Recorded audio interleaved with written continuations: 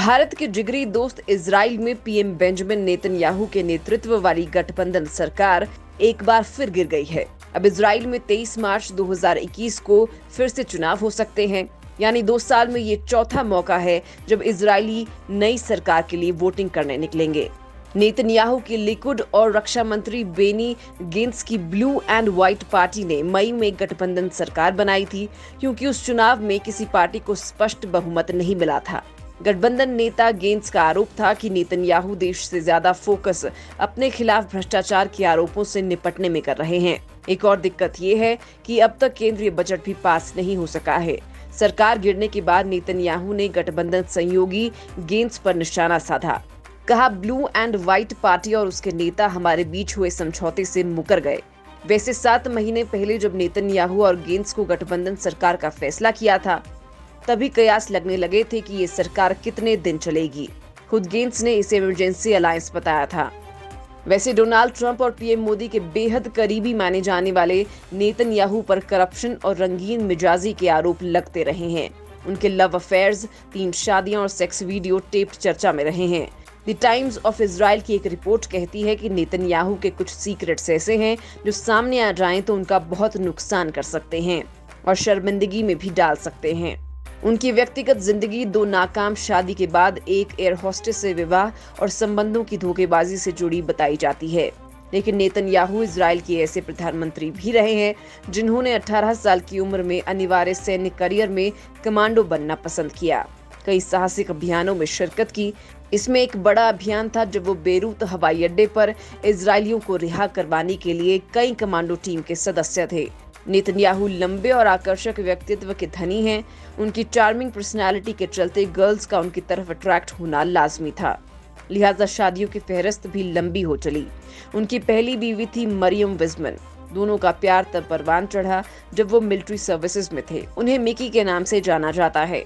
तब मरियम भी सैन्य ट्रेनिंग ले रही थी। सैन्य प्रशिक्षण खत्म होने के बाद दोनों उच्च शिक्षा लेने के इरादे से अमेरिका चले गए।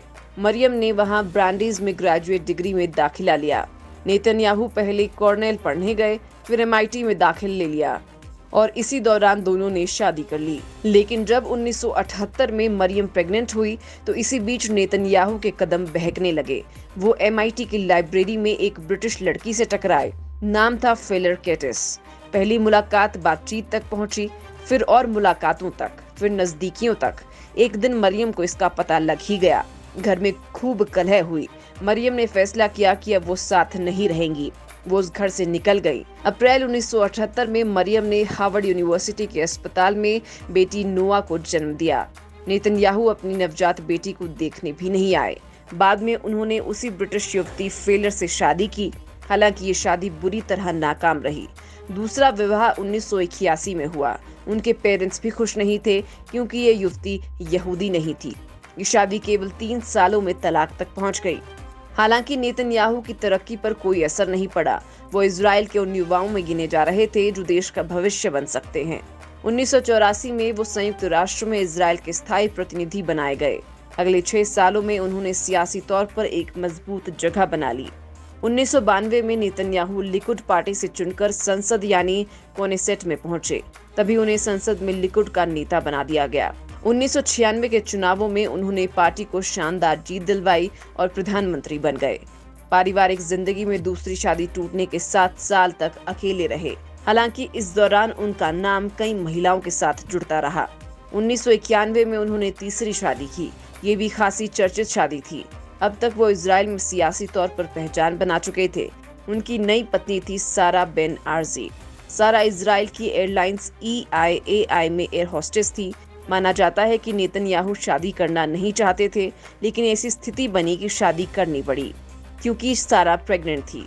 कहा जाता है कि सारा को अंदाज हो चला था कि नेतन्याहू आने वाले समय में इजराइल की सियासत में बहुत बड़े पद पर पहुंचने वाले हैं। सारा और नेतन्याहू के 2 बेटे हैं। सारा इजरायली मीडिया में चर्चित रहती हैं। उनका नाम कई घोटालों और भ्रष्टाचार में आया है। कहा जाता है कि वो तेज तर्रार हैं। सारा के बच्चों का देखभाल करने वाली कई नैनीज ने खराब व्यवहार के चलते उनके खिलाफ मुकदमा भी ठोका था। नेतन्याहू की इस लव स्टोरी में भी बड़ा टर्न आया था, ठीक वैसे ही जैसे नेतन्याहू की पहली शादी के बाद आया था। सारा को भी पता चला कि नेतन्याहू का किसी महिला से अफेयर है और उस महिला के पास एक सेक्स वीडियो टेप भी है। इस टेप कांड ने नेतन्याहू को मुश्किल में डाल दिया, लेकिन नेतन्याहू कुछ ज्यादा मंझे हुए खिलाड़ी निकले। तुरंत मीडिया के सामने आकर देश से माफी मांग ली। नेतन्याहू ने कहा कि उन्हें फंसाया गया है, सियासी तौर पर उन्हें खत्म करने की चाल है, वो ऐसे हैं नहीं। आइंदा वो कोशिश करेंगे कि ऐसी स्थिति कभी नहीं आए, उन्हें अब की बार माफ कर दिया जाए। हालांकि इसका सियासी नुकसान ये हुआ कि वो चुनाव हार गए, लेकिन दोबारा फिर मजबूती के साथ प्रधानमंत्री की गद्दी पर लौटे। उन्हें इजराइल के अब तक के सबसे दमदार प्रधानमंत्रियों में भी गिना जाता है, लेकिन पिछले कुछ बरसों में उन पर भ्रष्टाचार के न जाने कितने आरोप लगे हैं। कुछ की जांच भी चल रही है। इस बार के चुनावों में उनकी पार्टी का प्रदर्शन वैसा नहीं रहा। हालांकि एक बार फिर से चुनाव होने वाले हैं।